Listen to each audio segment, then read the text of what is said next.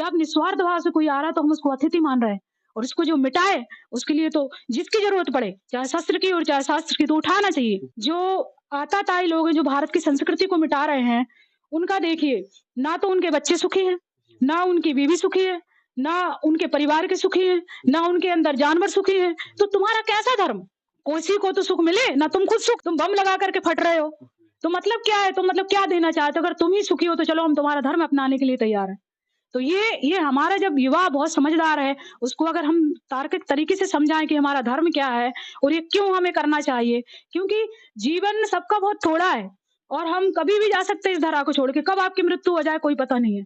यहाँ सब छूट जाएगा, लेकिन आपने एक जो रोल प्ले किया है, हम यहाँ एक आदर्श के लिए आए हैं, आप लोग यहाँ पर आए हैं तो कुछ के लोगों को दिखाएँ। हमारे एक आदर्श है कि हम कुछ ऐसा काम करके चलें कि हमारे पीछे-पीछे कम से कम 100-200 लोग चलें, 100 साल तक चलें।